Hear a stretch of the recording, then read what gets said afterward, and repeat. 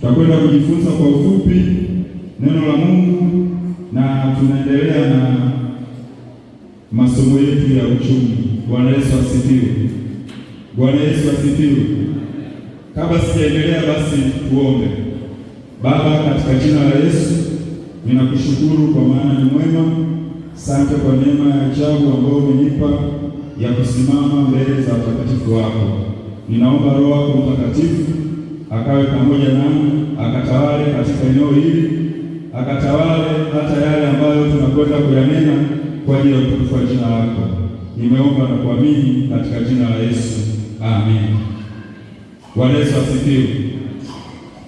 Basi leo tutakwenda kuwa na somo zuri ambalo ni mwendelezo wa masomo yetu ya uchumi, na kwa wale wanaoandika tutakwenda kuandika jinsi ya kuwa huru kiuchumi.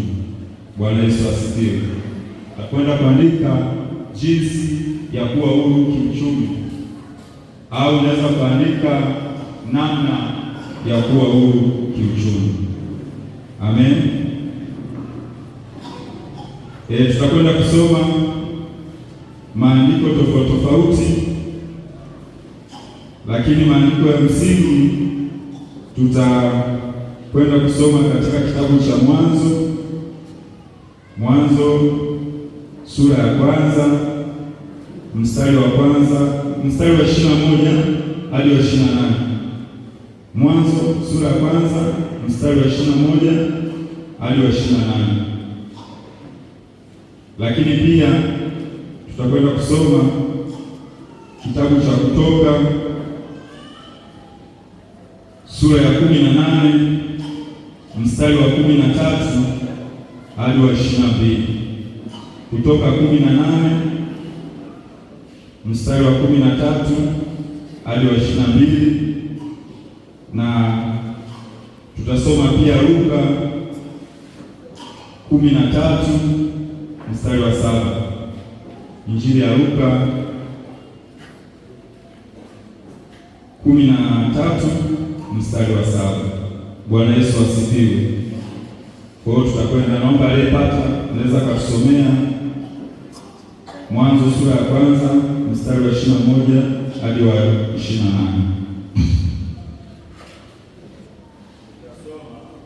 Amen.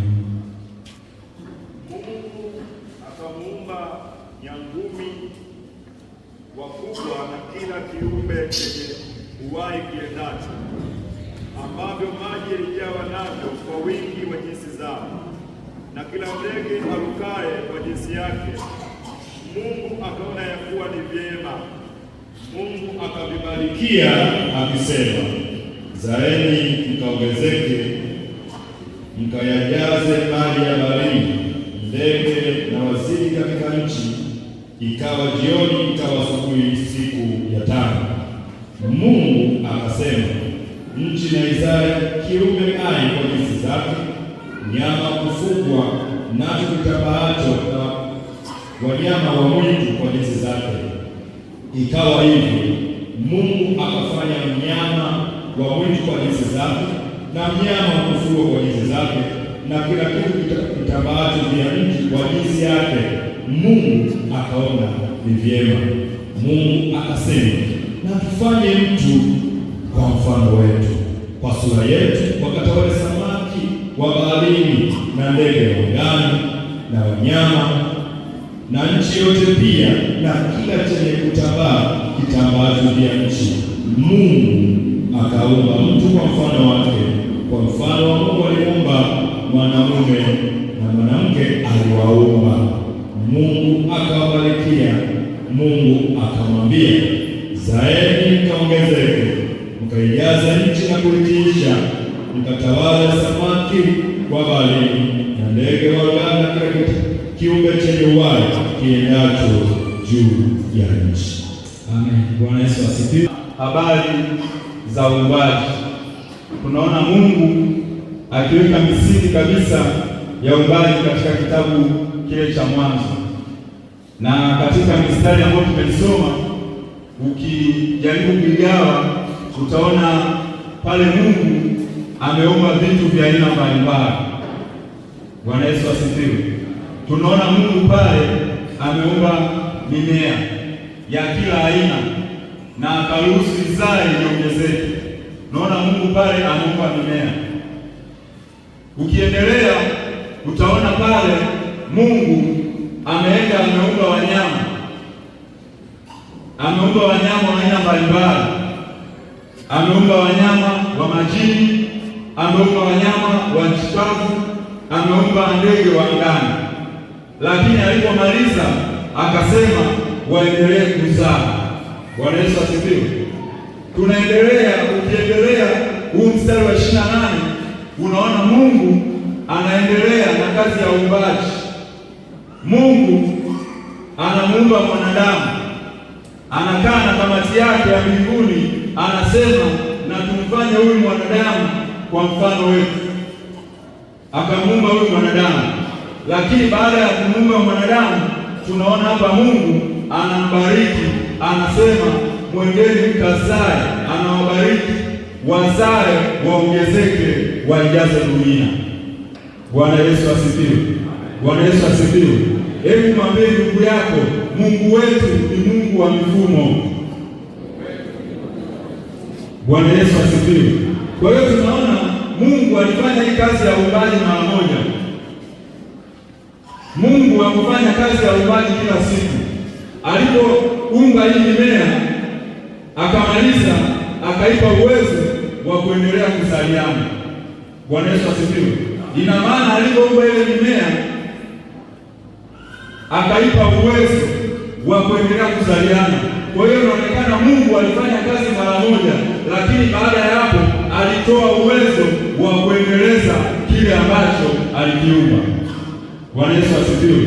Tunaona Mungu tena anaendelea, anaumba hawa wanyama wa kila aina, lakini baada ya hapo anawabariki, anawapa uwezo waendelee kuzaliana hata leo. Vivyo hivyo kwa mwanadamu. Mungu ametuumba. Mungu ametuumba. Amemuumba Adamu na Hawa, na baada ya hapo akawapa uwezo wa kuzaliana. Kwa hiyo Mungu alimuumba mwanadamu mara moja, lakini aliweka mwendelezo fulani ambao hata leo watu wanaendelea kuzaliwa. Bwana Yesu asifiwe. Bwana Yesu asifiwe. Katika vile Mungu ambao aliviumba, aliwekea mfumo wa kuendelea. Amen. Aliwekea mfumo wa kuendelea. Ndio maana nasema Mungu wetu ni Mungu wa mifumo. Amen. Mpaka leo watu wanaendelea kuzaliwa, lakini hii kazi Mungu alifanya mara moja. Mpaka leo mimea inaendelea kuongezeka, lakini hii kazi Mungu alifanya mara moja. Sisi tunaendelea kuongezeka, hii kazi Mungu alifanya mara moja. Kwa hiyo Mungu alichokuwa anakifanya, anafanya kitu mara moja, lakini anakiwekea mfumo wa kuendelea. Bwana Yesu asifiwe. Bwana Yesu asifiwe. Kwa hiyo na sisi kama Mungu ni baba yetu, lazima tuige tabia ya Mungu wetu. Amen. Kile tunachokifanya lazima tuhakikishe kiwe kina mwendelezo. Haleluya. Kila unalolifanya hakikisha liwe lina mwendelezo. Kila unachokifanya hakikisha kiwe kina mwendelezo. Kiwe kina mwendelezo. Sasa tukija hata katika shughuli zetu tunazozifanya, mambo yetu tunayoyafanya, shughuli tunazozifanya kila siku, lazima tuhakikishe zinakuwa na mwendelezo. Bwana Yesu asifiwe. Bwana Yesu asifiwe. Mwendelezo ni kitu muhimu, au mfumo ni kitu muhimu. Amen. Naomba pia usomee Kutoka 18 Mama kumzunguka Musa tangu asubuhi hata jioni. Mkwewe Musa alipoyaona yote aliyowafanyia watu, akasema, ni jambo gani hili uwatendealo hao watu? Kwani wewe uketi hapo peke yako na watu wote kusimama kwako tangu asubuhi hata jioni? Musa akamwambia mkwewe, ni kwa sababu watu uniijia mimi wapate kumuuliza Mungu. Wakiwa na neno uniijilia, nami naamua kati ya mtu na mwenziwe, nami nawajuvisha amri za Mungu na sheria zake. Mkwewe Musa akamwambia, jambo hili ufanyalo si jema. Huna budi utazofika wewe na watu walio pamoja nawe pia, maana jambo hili ni zito mno kwako, huwezi wewe kulitenda peke yako. Sikiliza sasa neno langu, nitakupa shauri, na Mungu awe pamoja nawe. Uwe wewe kwa ajili ya watu mbele za Mungu, nawe umletee Mungu maneno yao, nawe utamfundisha zile amri za sheria, nawe utawaonyesha njia ambayo inawapasa kuiendea na zaidi ambayo inawapasa kuifanya. Zaidi ya hayo utajipatia katika watu hawa watu walio na uwezo, wenye kumcha Mungu, watu wenye kweli, watu wa kweli, wenye kuchukia mapato ya udhalimu. Utawaweka juu yao wewe, wawe wakuu wa maelfu na wakuu wa mamia na wakuu wa 50 na wakuu wa 10, nao waamue watu hawa siku zote.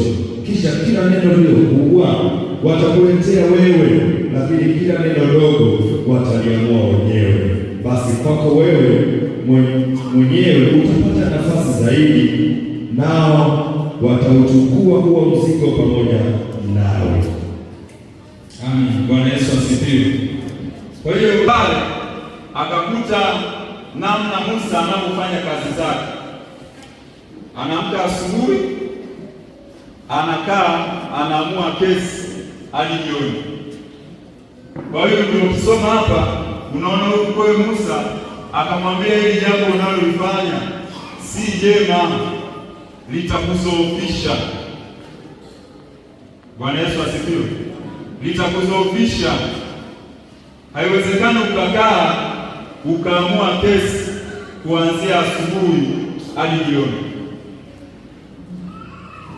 Lakini ukiendelea kusoma kwa kutafakari, tunaona huyu Musa alitoka katika familia ya Farao, alitoka katika familia ya viongozi, lakini tunaona kwa kutokutambua aliendelea kufanya shughuli zake katika hali za mazoea. Aliendelea kufanya shughuli zake bila kuangalia uendelevu wake.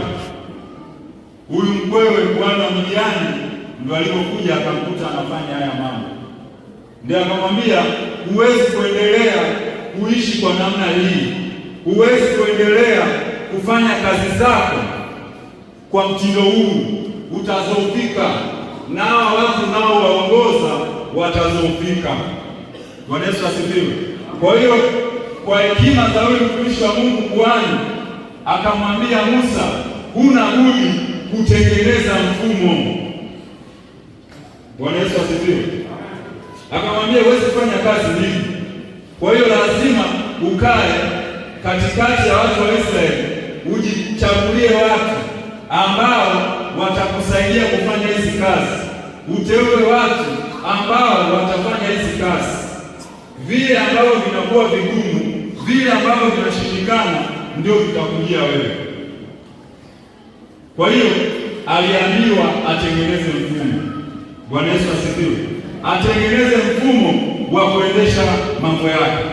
Na mimi nataka nikwambie siku ya leo, yawezekana kweli unafanya kazi, yawezekana kweli unafanya shughuli mbalimbali, lakini kama usipochukua hatua ya kutengeneza mfumo, utakuwa mtumwa hadi mwisho wa maisha yako. Bwana Yesu asifiwe. Bwana Yesu asifiwe. Ni kauli ngumu, lakini inabidi tuielewe na tusiduke kutoka usingizini. Huwezi kufanya kazi kila siku, lazima utengeneze mfumo wa kukusaidia kuratibu mambo yako. Bwana Yesu asifiwe. Kwa kufanya hivyo itakusaidia kufanya vitu vingi. ndani ya muda mchache. Bwana Yesu asifiwe. Lakini ukiendelea kwa tamaduni zile ambazo umezizoea, ukiendelea kwa yale mazoea ambayo umeyazoea, utataabika hadi mwisho, hautapata nafuu. Kadri siku zinavyozidi kwenda, utaona grafu yako ya kimaendeleo inazidi kushuka. Kwa nini? Grafu yako ya maendeleo inategemea nguvu yako peke yako, haujatengeneza mfumo. Bwana Yesu asifiwe. Bwana Yesu asifiwe.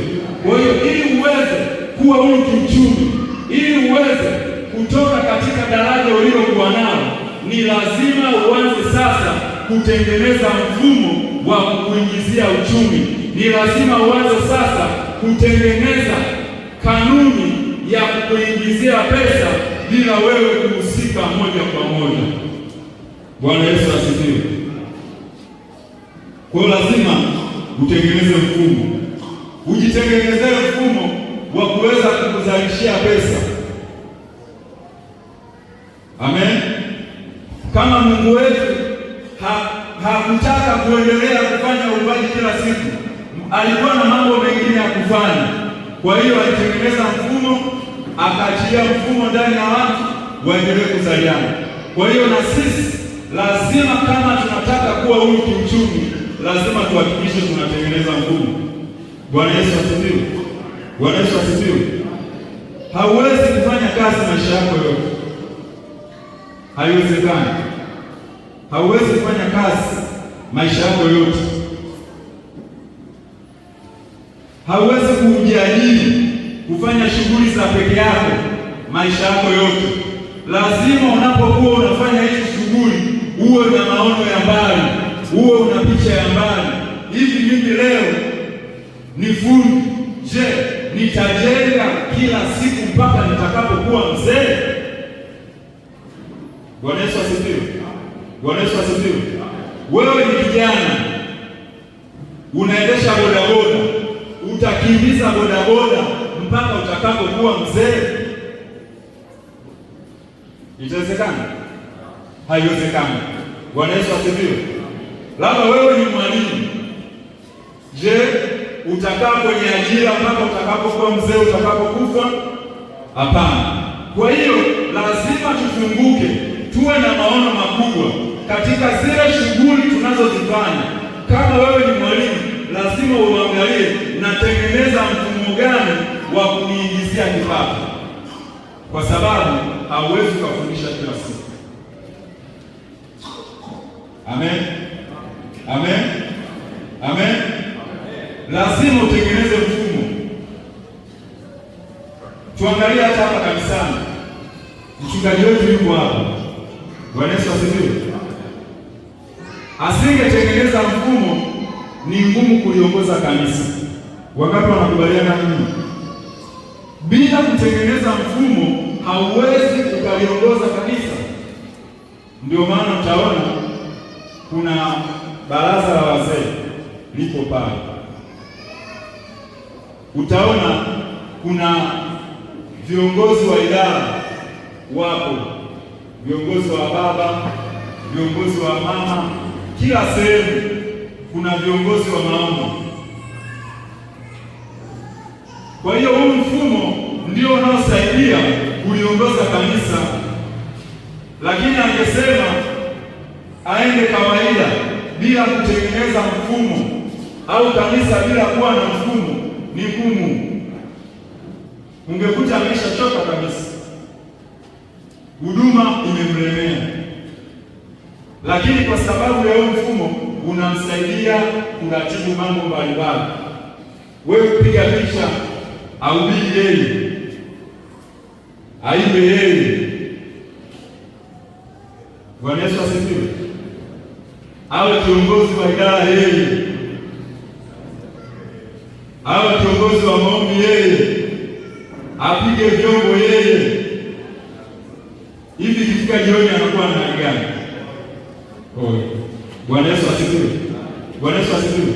Kwa hiyo hatusemi wewe kuajiriwa ni mbaya, hapana. Hatusemi wewe kujiajiri ni mbaya, hapana. tunachokisema ni kutafuta kuwa huru kiuchumi. Lazima utengeneze mfumo. Kama wewe ni fundi, uhakikishe unajua kabisa, sasa hivi najenga, baadaye sitaweza kujenga, lakini bado nitakuwa nahitaji pesa. Sasa katika huu fundi gani natengeneza, katika huu fundi natengeneza mfumo gani wa kuweza kunisaidia? Kama wewe ni mwalimu, katika taaluma yako ya ualimu unatengeneza mfumo gani wa kuweza kusaidia wakati pale unapochoka? Amen. Kwa hiyo lazima uangalie hiyo, lazima uone mbali. Amen. Lazima uone mbali na lazima utengeneze mfumo. Kuna picha itaonyeshwa hapo. Anaye project, naomba ile picha ya kwanza. Kuna hii picha hapa. Bwana Yesu asifiwe. Hii picha ndiyo inatoa majumuisho ya maisha yetu na mwelekeo wa maisha yetu. Tafiti zishafanyika na zikaonyesha mwanzo ambao tunatakiwa kutoka na mwanzo ambao tunatakiwa kwenda au kuishia, mwisho ambao tunatakiwa kuishia. Ilifanywa na huyu mtu anaitwa Robert. Bwana Yesu asifiwe. Waliokuwa kwenye semina ya wiki ya wanawake nielezea kwa undani, leo nitaelezea juu kwa sababu ya muda. Amen. Ukiangalia hapa kuna maeneo manne. Kuna maeneo manne. Na wote tunaangukia katika eneo moja wapo. Ukiangalia huu upande wa kwenye herufi E na kwenye herufi S, upande wa pale juu kwenye herufi E unawakilisha watu ambao wameajiriwa. Bwana Yesu asifiwe. Unawakilisha watu ambao wafanyaje? Wameajiriwa. Kuuza muda wako ili upate pesa. Bwana Yesu asifiwe. Kwenye herufi pale ya waajiriwa, kama umeajiriwa hapa, umekubali, yaani ukikubali kuajiriwa, umekubali mambo yafuatayo, kwamba umekubali kuuza muda wako ili upate pesa. Kwa hiyo ili upate pesa lazima utoke uende kazini ukauze masaa 8 hadi 12 ili mwisho wa mwezi uweze kupata pesa.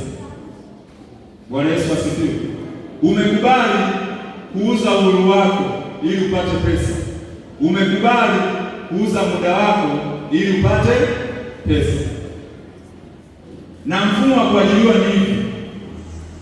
Watakuajiri ukiwa kijana, ukiwa una nguvu, ila muda ukienda ukaonekana umechoka, unatolewa, wanaingia wengine. Bwana Yesu asifiwe. Unatolewa, wanaingia wengine. Ndio mfumo wa kuajiriwa. Kwa hiyo lazima uuze uhuru wako na ufanye kazi. Usipofanya kazi, usipouza ule uhuru wako, hauwezi kupata pesa. Amen. Kwa hiyo ili uweze kupata pesa, lazima ufanye kazi. Lazima ufanye kazi. Watu wanakutoa, wanaingiza wengine wenye nguvu. Hili eneo la pili ni watu waliojiajiri. Ina maana wewe kama ni umejiajiri. Bwana Yesu asifiwe. Kama wewe ni mkulima, uko pale umejiajiri. Kwa hiyo wale waliojiajiri, ili uweze kupata pesa, mtaji ni nguvu zako. Bwana Yesu asifiwe. Mtaji ni nguvu zako. Siku usipofanya kazi, hela upate. Bwana Yesu asifiwe. Tuchukue mfano, wewe ni fundi ujenzi. Siku ukibaki nyumbani usikwenda kujenga, utapata pesa? Kwa hiyo mtaji ni nini? Ni nguvu zako. Usipotoka hauli. Usipotoka watoto hawaendi shule. Kwa nini? Kwa sababu haujaingiza. Sasa swali la kujiuliza, je, utajenga hadi ukiwa na miaka 60? Utaendelea kufanya kazi ya ujenzi hata ukiwa na miaka 60? Haiwezekani. Bwana Yesu asifiwe. Kwa hiyo kuna namna unaotakiwa kufanya ili uweze kuishi baada ya hapo. Amen. Huu upande mwingine huu ni upande wa wafanyabiashara. Kama unafanya biashara zile ndogo ndogo kabisa, bado uko hapa. Hiyo unazofanya zile biashara za kati na kubwa ndio upande wako. Huu wenye bii ni upande wa wafanyabiashara. Bwana Yesu asifiwe. Sawa, kwa wakati, kwa sababu huyu atakata, ukitoka hapa huyu atashona, ukitoka hapa huyu ataweka vifungo. Bwana Yesu asifiwe. Lakini sio kukaa wewe kukomana na nguo moja kuanzia mwanzo hadi mwisho. Kwa hiyo utakuta nguo moja umeshona siku mbili, lakini ungekuwa umeandaa mfumo, umeshafundisha watu wako pale wa kutosha, hii itatoka hapa, itakwenda hapa, itakwenda hapa, itaenda mwisho. Kwa hiyo kwa siku utajikuta mmefanya vitu vingi. Hata nguvu zinapokwenda kuisha, tayari umeshaandaa mfumo. Wewe kazi yako ni kuwasimamia, hela inaingia. Bwana Yesu asifiwe. Bwana Yesu asifiwe. Kama wewe ni fundi ujenzi, andaa mfumo, jenga kwa malengo, kuwa na vijana wako, wafundishe, kaa nao, wape malengo na maono uliokuwa nayo. Baadaye utapokea tenda, utakuwa unafanya nao. Nguvu zinapoisha, wameshajua kila kitu, wako katika mfumo wako. Wewe kazi yako utachukua tenda na kuwasimamia. Ukiwa na kundi lako la kutosha, unaweza ukashika nyumba 3 hadi 4 na zote ukazijenga kwa wakati mmoja. Bwana Yesu asifiwe. Bwana Yesu asifiwe. Kwa hiyo hapa tunazungumzia watu ambao wameweka mifumo, lakini hapa tunazungumzia kundi lingine la watu ambao hawa ndio watu waliofanikiwa zaidi, ambao ni wawekezaji. Tunazungumza watu hapa ambao wanawekeza. Bwana Yesu asifiwe. Bwana Yesu asifiwe. Sasa hapa kwenye wawekezaji unakuta walishapata mtaji wa kutosha, kwa hiyo wanaamua wanawekeza katika maeneo mbalimbali. Wanaweza wakawekeza katika ujenzi wa manyumba, wanaweza wakawekeza katika makampuni ambayo yanawapa faida. Bwana Yesu asifiwe. Kwa hiyo yule katika kuwekeza kwake, yeye amekaa tu anasubiri faida. Bwana Yesu asifiwe. Kwa hiyo kwa ufupi, huu upande wa huku bila kufanya kazi hela nyingine, lakini upande wa kule ni watu ambao wameshaweka mifumo yao tayari, hata asipofanya kazi kwa 100% pesa inaingia. Bwana Yesu asifiwe. Sasa na wewe ukiwa na mkanda yako 20 pale stendi, mwisho wa mwezi hela zinakuja, haufanyi biashara, ila hela inafanyaje? Inakuja. Naomba tuende katika picha ya pili. Asante. Bwana Yesu asifiwe. Hizi hatua za kuwezesha, unapokuwa ukifanya kazi hiyo ya kuajiriwa, hiyo ya kujiajiri, ndipo utakapofikia kuwa huru kiuchumi. Kwa hiyo kama wewe ni mwajiriwa, ni lazima uhakikishe unapambana, unatoka katika hiyo hali ya kuuza uhuru wako. Uhakikishe unapambana, unatoka katika hiyo hali ya kuuza muda wako. Uhakikishe unapambana, unatoka katika hiyo hali ya kupangiwa cha kufanya, uende katika hii hatua ya pili. Bwana Yesu asifiwe. Uende katika hatua ya pili, ambayo ni hatua gani? Ya kujiajiri. Amen. Hauna uhuru. Kuna wakati unakuwa na hali ngumu, lakini inakulazimu uende kazini. Bwana Yesu asifiwe. Wengi tuko hapa tunafanya kazi, lakini hizo kazi tunazozifanya tunafanya tu kwa sababu tupate mshahara, ila sio kazi tunazozipenda. Wangapi wanakubaliana na mimi? Bwana Yesu asifiwe. Yaani unafanya kazi kwa machungu, unafanya kazi kwa majuto, sio maono yako. Unafanya kazi tu ili upate mshahara. Bwana Yesu asifiwe. Kwa hiyo ile kazi inakuwa ni kifungo kwako. Ile kazi unayoifanya inakuwa hauna furaha nayo, ila utafanyaje? Kwa sababu unahitaji pesa. Unafanya tu kwa kujilazimisha, lakini hauna maono nayo. Na kama hauna maono nayo, hauwezi kupiga hatua. Utakuwa tu inafika asubuhi, unaenda kazini, unasubiri muda kutoka kazini uondoke kuendelea na mambo yako. Kwa hiyo kazi kama hauna furaha nayo, kazi kama hauna maono nayo, kama hauna furaha nayo, hauwezi kuwa na maono nayo. Bwana Yesu asifiwe. Kazi kama hauna furaha nayo, hauwezi kupiga hatua. Kwa hiyo najua tuko wengi tunafanya kazi, lakini wengine hizo kazi hatuzipendi kwa sababu tu ya mshahara. Bwana Yesu asifiwe. Najua wengine tumo humu, hata mambo tuliyosomea tulikuwa hatuyapendi, lakini amekwenda kule kwa sababu amesikia akisoma hiyo kozi atapata ajira, lakini wito na hiyo kazi hana. Sasa kama huna wito na hiyo kazi, anza kutengeneza kazi ya ndoto zako. Bwana Yesu asifiwe. Anza kutengeneza kazi ambayo itakupa furaha katika haya maisha ambayo Mungu amekupa hapa duniani. Amen. Kwa hiyo lazima uwe unafikiria, usikae tu umefanya kazi unabweteka. Pale ni kujirudisha nyuma, na lile kusudi ambalo Mungu amekuleta duniani ufanye hautalitekeleza. Na kama uko nje ya kusudi la Mungu kwenye hiyo kazi unayofanya, usitegemee mafanikio. Bwana Yesu asifiwe.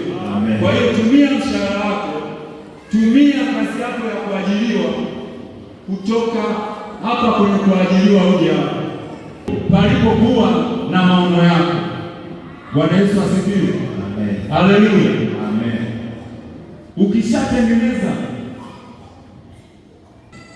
Bwana Yesu asifiwe. Amen. Piga hatua zaidi kwenda huko kwenye kufanya biashara mkubwa. Utoke hapa uende huko kwenye biashara kubwa, kwenye shughuli kubwa ambazo hazitahitaji uwepo wako kwa 100% ili upate kipato. Bwana Yesu asifiwe. Hela inaingia. Kuna hao waliotengeneza mitandao ya kijamii, wakina Elon Musk. Wewe unapofungua WhatsApp, unapotuma message yeye kwake hela inaingia. Wewe unaporukaruka kule Instagram unaangalia vichekesho, hela inaingia. Bwana Yesu asifiwe. Hela inafanyaje? Inaingia. Kuna hao waliotengeneza mifumo ya mitandao ya simu. Wewe unapokuwa unapiga simu, hela inaingia. Ukipiga usiku simu, yeye hela inaingia. Hela inaingia. Tayari wametengeneza mifumo. Bwana Yesu asifiwe. Bwana Yesu asifiwe. Lazima tuhame. Sasa ili uweze kuhama kwenda upande huu sio jambo rahisi. Kwenda ule upande wa pili unahitaji mambo yafuatayo. Unahitaji mabadiliko makubwa ya kiakili na kiroho. Bwana Yesu asifiwe. Bwana Yesu asifiwe. Hebu mwambie mwenzako, ili kutoka katika yale uko nayo, unahitaji mabadiliko makubwa ya kiakili na kiroho.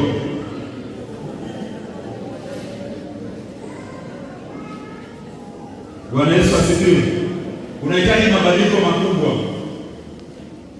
Lakini wewe ukiwa umeajiriwa, umepata ajira yako, ukaona umemaliza, hauwezi kuvuka, hauwezi kusonga mbele. Utakuwa ni mtu wa kukaa kusubiri mshahara mmoja ndani ya siku 30. Bwana Yesu asifiwe. Bwana Yesu asifiwe. Lazima akili ifunguke, lazima mawazo yatanuke, upate mabadiliko ya kiakili, ujitambue hali uliyokuwa nayo, kwa hii hali ya kutegemea mshahara, kwa hii hali ya kutegemea kitu kimoja, siwezi kufanikiwa. Bwana Yesu asifiwe. Sisi ni wafanyakazi, tunajuana. Mwingine anapata mshahara kwa mwezi 400. Sasa unategemea 400 ikuwezeshe kupiga hatua? Tegemea 300 ikuwezeshe kupiga hatua? Hapana. Lazima upate mabadiliko makubwa ya kiakili, ufikirie zaidi ya hapo, useme ndio, pamoja ninayo kazi, lakini haizuii kuanzisha jambo lingine la kuweza kuniongezea kipato. Bwana Yesu asifiwe. Kwa hiyo lazima ubadili namna unavyofikiria, lazima ubadili namna unavyowaza, na kwa Mungu hakuna kuchelewa. Sehemu neno lilipokukutia, anzia kufanyia kazi hapo hapo. Bwana Yesu asifiwe. Bwana Yesu asifiwe. Anzia hapo hapo. Mungu atakufanikisha pale unapoanza kuchukua hatua. Mungu anafanya kazi na watu ambao wako kazini. Amen. Bwana Yesu asifiwe. Mungu anafanya kazi na wale watu ambao wamelipokea neno na kulibeba moyoni mwao na kulitendea kazi. Amen. Bwana Yesu asifiwe. Amen. Mungu afanye kazi na wale watu ambao wanabagua neno la Mungu. Mchungaji anasimama hapa anakufundisha mambo ya uchumi, unasema haya, mimi sikuyategemea kuwakuta kanisani, mimi nataka kujaza Roho Mtakatifu. Nataka nikwambie asubuhi ya leo, hauwezi kumtumikia Mungu pasipo pesa. Bwana Yesu asifiwe. Amen. Tunamtumikia Mungu pamoja na pesa zetu. Amen. Hili jengo likusimama kwa sababu ya maombi. Hatujengi vyoo pale vya kisasa kwa sababu ya maombi. Tunamtumikia Mungu pamoja na mali zetu. Amen. Haleluya. Amen. Hatuhitaji kuwa na ulokole wa kichovu, tunahitaji kuwa na ulokole wenye heshima. Habari za kusema hauwezi kumtumikia Mungu pamoja na mali, huo ni uongo. Tunaweza kumtumikia Mungu tukiwa tuna mali zetu, tunaweza kumtumikia Mungu pamoja na mali zetu. Amen. Bwana Yesu asifiwe. Amen. Bwana Yesu asifiwe. Amen. Kwa hiyo lazima tubadilishe fikra. Amen.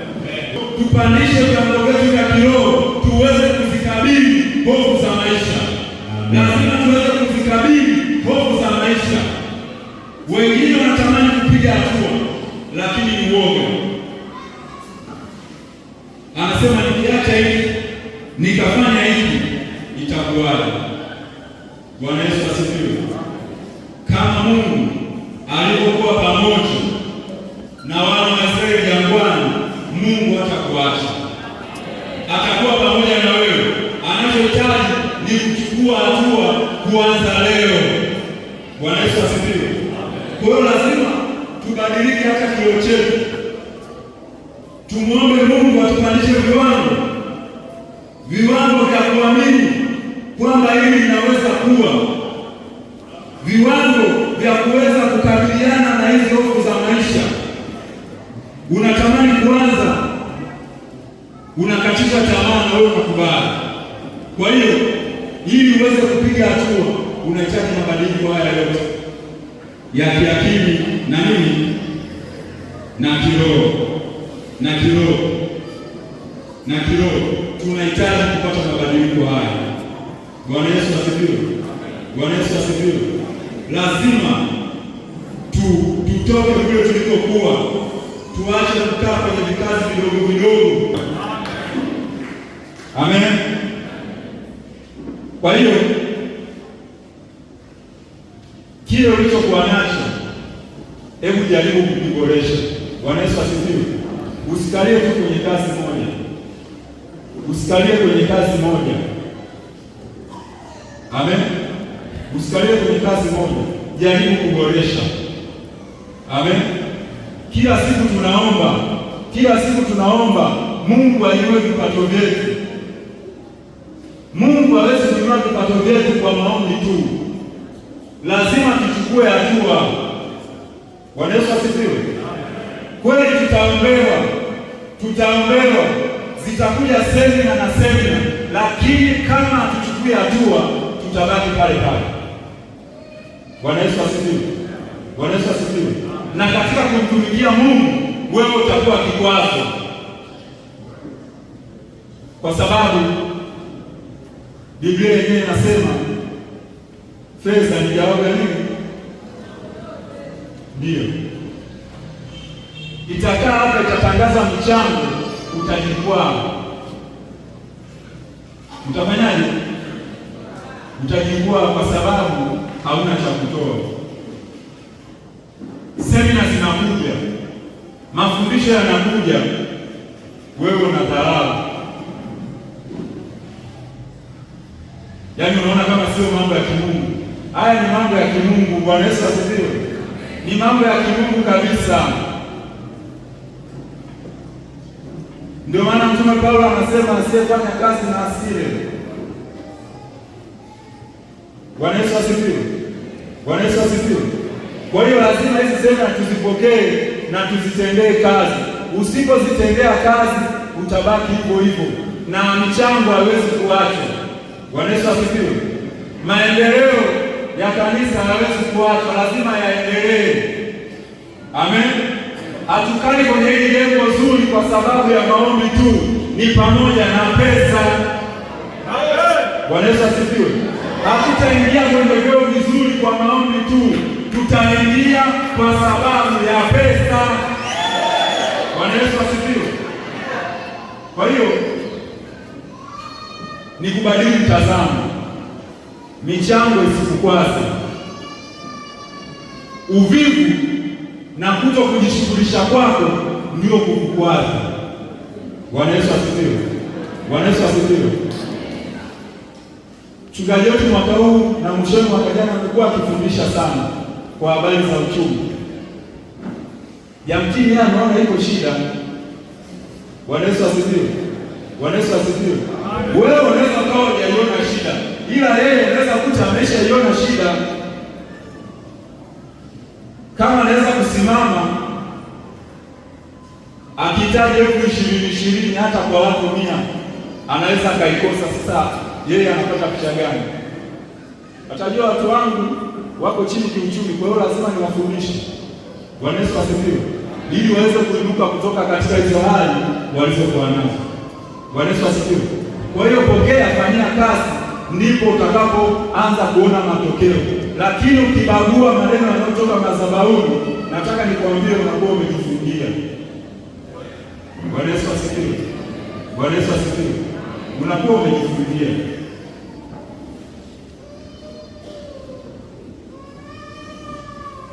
Tulikuwa tunafanya tathmini ya hali ya michango ya ujenzi kwenye kamati ya ujenzi. Unakuta katika watu walioahidi, waliolipa ni 40%. Sasa yeye kama baba yetu anapata picha gani? Lazima afundishe watu uchumi, kwa sababu anaona mbona kile ambacho tumekubaliana hakifanyiki. Atapata picha kwamba labda uchumi ni mdogo, kwa hiyo tulete zile semina. Sasa zikileta hizo semina, yakileta haya masomo, wewe unachukulia kwa uzito. Kwa hiyo hauwezi kutoka katika hali uliyokuwa nayo. Bwana Yesu asifiwe. Kwa hiyo ili tuweze kutoka katika hali tuliyokuwa nayo, lazima tukubali kubadilika. Amen. Tumesambaza hizo karatasi, kila mtu aandike shughuli anayoifanya. Mbali kuwa na vikundi vya maombi, mbali kuwa na vikundi vya injilisti, tuwe tuna vikundi vya kujadiliana kuhusu maendeleo yetu. Bwana Yesu asifiwe. Kama na wafugaji, tuwe tuna kundi letu, tunaambiana kwa habari za ufugaji. Tujigawe katika makundi madogo madogo. Saa nyingine inaweza kuja semina inafundisha mambo ya biashara kwa washirika wote, lakini mtu mwingine kumbe yeye hataki mambo ya biashara, anataka kilimo. Kwa hiyo alisimama hapa kufundisha, anaanza kuona kwamba anapotezea muda kwa sababu sio wito wake. Kwa hiyo tukijigawa katika makundi yale, itakuwa ni sahihi hata mchungaji kutuletea mwalimu sahihi katika kile tunachokifanya. Bwana Yesu asifiwe. Bwana Yesu asifiwe. Kwa hiyo bali kuwa na hii mijadala ya kiroho, tunahitaji tuibue mijadala ya kiuchumi, kila mtu katika eneo lake. Bwana Yesu asifiwe. Tusaidizane kule, tuinuane kule, kwa sababu kitu kinachotuua sisi kama watu wa Mungu ni ubinafsi. Bwana Yesu asifiwe. Ni ubinafsi. Mtu unalo jambo la kulinufaisha kanisa, lakini unakaa nalo ufanye wewe kama wewe. Kwa nini usilete tukashirikiana katika vikundi, wote tukainuka, jina la Bwana likatukuzwa? Bwana Yesu asifiwe. Bwana Yesu asifiwe. Kwa hiyo kila mtu katika sekta yake uone ni jambo gani tunakwenda kuboresha kwa habari ya kumtumikia Mungu. Bwana Yesu asifiwe. Bwana Yesu asifiwe. Kila mtu katika eneo lake uone unaongeza thamani gani, kwa sababu katika dunia ya leo, Bwana Yesu asifiwe, ili upate heshima, ili utambulike, lazima uongeze thamani. Amen. Amen. Lazima uongeze thamani, kwa sababu ile thamani unayoongeza ndio unabadilishana na pesa. Kwa hiyo kama una ujuzi katika eneo fulani, ile thamani uliyokuwa nayo ndio itakuingizia pesa. Lakini kama huna thamani yoyote, uko tu na pesa utazikosa, kwa sababu dunia ya leo au mfumo wa Mungu unataka watu wanaoongeza thamani. Bwana Yesu asifiwe. Bwana Yesu asifiwe. Hata wewe kwenye familia yako, kama ukiwa ni mke, kama ukiwa ni mume ambao uongezi thamani yote katika familia, utasalaulika. Bwana Yesu asifiwe. Bwana Yesu asifiwe. Utaonekana ni mnyonyaji, huna thamani yoyote. Bwana Yesu asifiwe. Hata katika kazi unayoifanya, kama uongezi thamani, hauwezi kupandishwa cheo, kwa sababu huna thamani. Kwa hiyo vile ulivyo ni kutokana na thamani unayoizalisha katika dunia hii. Bwana Yesu asifiwe. Bwana Yesu asifiwe. Kwa hiyo ukijikuta una 10,000 tu mfukoni, ndio thamani uliyokuwa nayo. Ukijikuta una 800,000 mfukoni, ndio thamani uliyokuwa nayo, kwa sababu ili upate pesa lazima utoe thamani. Bwana Yesu asifiwe. Ndio mfumo ulivyo, hakuna shortcut hapo. Kwa hiyo ukijiona huna hela, huna chochote, ujue na wewe uongeze thamani yoyote hapa duniani. Bwana Yesu asifiwe. Bwana Yesu asifiwe. Yaani wewe uongezi chochote hapa duniani, ndio maana huna pesa. Bwana Yesu asifiwe. Ila kama wewe ni mganga, unaongeza thamani ya kutibu watu, utapata pesa. Wewe kama ni mwalimu, unaongeza thamani ya kufundisha watu, utapata pesa. Wewe kama ni fundi, unaongeza thamani ya kujenga manyumba ya watu, utapata pesa. Hivyo ulivyo ndivyo thamani yako ilivyo. Kama huna hela, ujijue wewe hakuna chochote. Bwana Yesu asifiwe. Bwana Yesu asifiwe. Bwana Yesu asifiwe. Haleluya. Amen. Ndivyo ilivyo. Kanisani mchungaji hawezi kumwambia moja kwa moja, ila yeye anaangalia wale watu ambao wanaleta thamani kanisani. Haleluya. Haleluya. Sasa wewe kama uleti thamani yoyote, Hawezi kukujua. Bwana Yesu asifiwe. Bwana Yesu asifiwe. Kwa hiyo tafuta chochote katika nyumba ya Mungu, ongeze thamani. Usiwe mtu wa ingia toka. Ongeza thamani, ndipo utakapopata kibali. Amen. Utakaa hapa miaka 20, utaona sasa wanachaguliwa, wanakuwa viongozi wa maombi, wanaenda siku kwenye injili, wanaenda wapi? Unasema hawana upendo, hawaangalii tumekaa muda gani, hatuangalii muda uliokaa, tunaangalia kile ambacho unazalisha kwa ajili ya Bwana. Bwana Yesu asifiwe. Kwa hiyo lazima tufungike fahamu zetu, tubadilishe jinsi tunavyowaza, tubadilishe jinsi tunavyowaza, tubadilishe jinsi tunavyofikiri. Ukiwa umeajiriwa, una uwezo wa kufanya jambo la ziada. Bwana Yesu asifiwe. Bwana Yesu asifiwe. Kwa hiyo tusigoteke tu katika jambo moja. Huu ni mwaka wa kuamsha, ni mwaka wa uamsho, ni mwaka wa uamsho. Kila mtu lazima aamke. Amen. Haleluya. Amen. Tunaposema miaka 13 ya moto wa uamsho, wengine wanatafsiri vibaya, wanadhani ni kujaza Roho Mtakatifu tu, ni pamoja na kuinuka kiuchumi. Amen. Kwa hiyo lazima tuamke. Haleluya. Amen. Kwa hiyo natamani Baba atupe maombi ya baraka katika mwaka huu. Natamani tuombewe na sisi tukitoka hapa tuanze kufanya kazi, tuanze kuwajibika, ndipo Mungu atakapoonekana. Mungu atatukuzwa. Hata tukitangaza mchango haitasuasua, kwa sababu mfukoni tuko vizuri.